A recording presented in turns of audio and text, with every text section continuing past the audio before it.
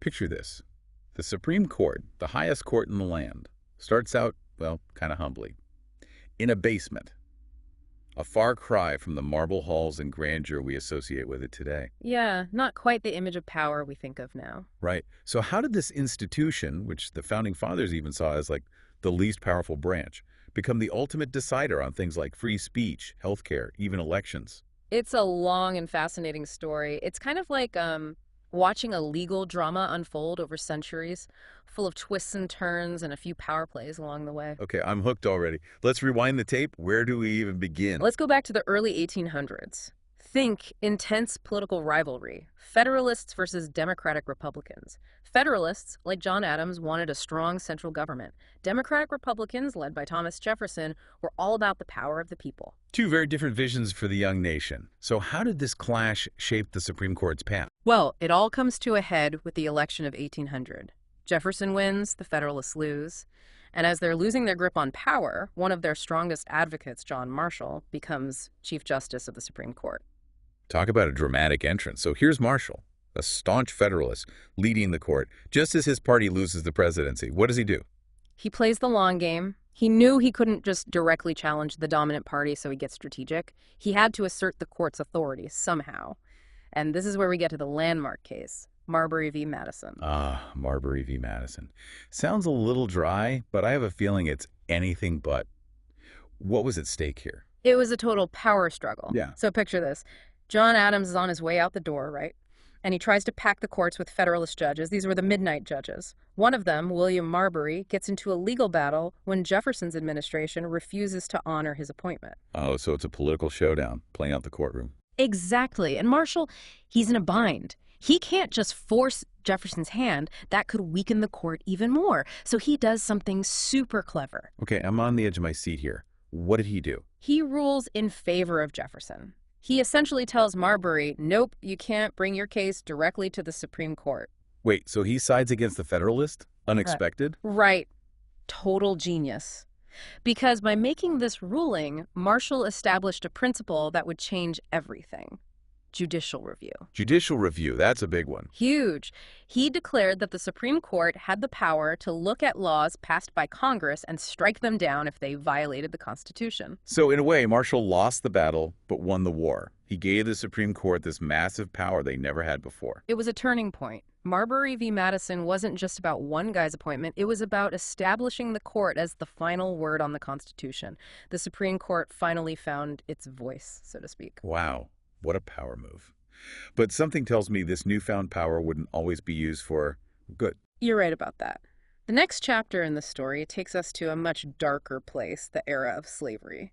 And that's where we encounter Dred Scott v. Sanford, a case that shows us just how wrong the court could get things. Dred Scott. That name's practically synonymous with injustice. What was at the heart of this case?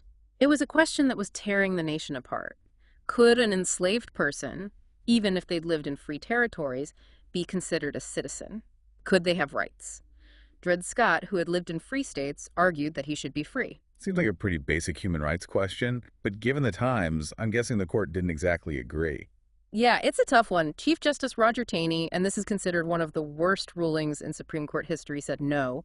He declared that black people could not be citizens, and he upheld slavery. It's hard to believe that happened, coming from the highest court in the land, no less. It was a terrible decision, legally and morally.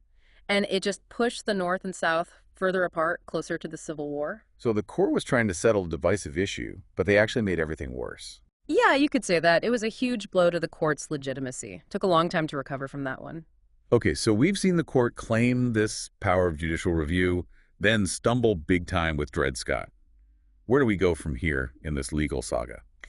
Let's jump ahead to the Great Depression. Economic turmoil and a president, FDR, ready to take drastic action. This is where things get really heated between the Supreme Court and the president. Ah, FDR and his New Deal programs. I know the court wasn't exactly a fan of all his big ideas. You got it. The court was still pretty conservative. They saw many of those New Deal programs as exceeding the government's power. They struck down a bunch of key legislation. So a clash of ideologies, a battle for control. What did FDR do when the court became a roadblock to his agenda? Well, he pulled out a pretty controversial move, the court packing plan. He wanted to add more justices to the Supreme Court, justices who would be more sympathetic to his New Deal ideas. Court packing. Sounds intense. Was he basically trying to reshape the entire court to get his way? It definitely caused a huge uproar.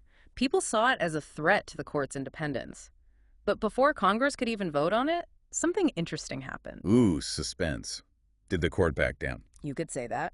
The court suddenly started upholding key New Deal programs. Some people think it was a strategic move to avoid being packed. The switch in time that saved 9, they call it. That's incredible. It sounds like the court realized they were pushing their luck a little too far. So did FDR get what he wanted in the end? He did, but not because of court packing. As the older justices retired, he got to appoint new ones, and that shifted the court's balance. Wow, what a journey so far. We've gone from a basement court to a court claiming this huge power to a court facing down a president. What comes next? Well, after the drama with FDR and the New Deal, you'd think things would calm down, right? Right. But nope. This is the Supreme Court, remember? There's always another chapter. Now we're heading into the 50s and 60s. Huge social change, the civil rights movement front and center. And I'm guessing the Supreme Court was, well, right in the thick of it. Absolutely. This is where they start making decisions that really, reshape American society. We're talking about cases that change everyday life for people. And it all starts with, Brown v. Board of Education. Brown v. Board. Segregation in public schools, unconstitutional. A monumental decision. But I can only imagine the pushback, especially in the South. Oh, yeah. Segregation was deeply rooted in the South. Lots of states were ready to flat out defy the court. And this is where things get interesting, right? Because remember, the court itself doesn't have an army. They need the president, the executive branch, to actually enforce their decisions. So what happened? Did the president step in to make sure the ruling was followed? Well, let's go to Little Rock, Arkansas in 1957. 9 black students, the Little Rock Nine, are trying to integrate Central High School. And they are met with, fierce resistance, protests. Even the governor calls out the National Guard to stop them. It's hard to believe. Defying a Supreme Court ruling so openly. What did President Eisenhower do? At first, he hesitated. He wasn't sure about intervening. But it got really bad. He realized he couldn't just let the court's authority get undermined like that. So he took action. Big time. He federalized the Arkansas National Guard, and he sent in the 101st Airborne, elite paratroopers, to escort those kids into school. Wow, that's a powerful image. Those soldiers protecting those students, it was a message, right? The court's decision will be enforced, even if it took the military. Exactly. A huge moment, not just for civil rights, but for the Supreme Court itself. They showed they meant business. So was this the moment? The moment when judicial supremacy was set in stone? Not quite yet, but we're getting there. The next piece of the puzzle comes actually out of all that chaos in Little Rock, Cooper v. Aaron. Cooper v. Aaron. Another case tied to school desegregation. What happened there? Well, the Little Rock School Board, they tried to delay integration, right? They took their case all the way to the Supreme Court, argued they needed more time. The court's response, basically, nope. They were serious. So what was so important about this ruling? Was it just repeating what they'd said in Brown v. Board? It was bigger than that. This time, they explicitly claimed judicial supremacy. They said, straight up, that their interpretation of the Constitution was the final word. It was binding on everyone, even those who disagreed. Wow. No more messing around. The court's the ultimate authority, period. Exactly, and that had huge consequences for how the court operated from then on. Their word was law. So Cooper v. Aaron was like the court grabbing the gavel and saying, we're in charge here. You got it. It was the end of a long road, from that basement all the way to the top of the legal food chain. Okay, so we've reached judicial supremacy. The court's interpretation is what matters most. But how did this new power play out? Did it lead to a more just society, or did it create problems? Like, did they overstep their bounds? Big questions, and ones that are still being debated. To understand the legacy of this power, we need to look at the Warren Court, a period of huge social change and big, big decisions. The Warren Court. I feel like that name always stirs up strong feelings on both sides. Why was it such a turning point? Chief Justice Earl Warren, he led a court that was really engaged with the issues of the day, civil rights, criminal justice, free speech. They weren't afraid of the tough topics. Their decisions were often groundbreaking. They really expanded individual rights. I remember learning about some of those landmark cases. Miranda v. Arizona, Gideon v. Wainwright, Loving v. Virginia. These were cases that had a real impact on people's lives. Exactly. The The Warren Court wasn't messing around. Expanding rights for defendants, more protection for free speech, striking down laws against interracial marriage. These decisions weren't just words on paper, they changed things on the ground. It sounds like they were very much in line with the spirit of the civil rights movement, pushing for equality, for fairness. But I'm sure not everyone was happy about these changes. Oh, absolutely not. They were accused of being activist judges. Like, they were going beyond just interpreting the Constitution. They were actually making law. But here's the thing. They were working within the framework of judicial supremacy. It was their interpretation that was the law. So even if their decisions were progressive, they had this huge power and no real checks on it. Yeah. Kind of a double-edged sword, right? Exactly. That's the tension at the heart of judicial supremacy. And as the Warren Court era ended, things started shifting again, more towards conservatism. And that debate about the court's power, well, it just got louder. So we've seen the court go from that basement to a powerful force for social change. But with great power comes great responsibility, right? What happens next as the court faces new challenges and the political landscape shifts again? Well, as we move into the 70s, there's this, growing conservative backlash. They saw the Warren Court as too activist, too liberal. A reaction to all those big changes we talked about. Mm-hmm. But if everyone agreed the court had the final say, how could they push back?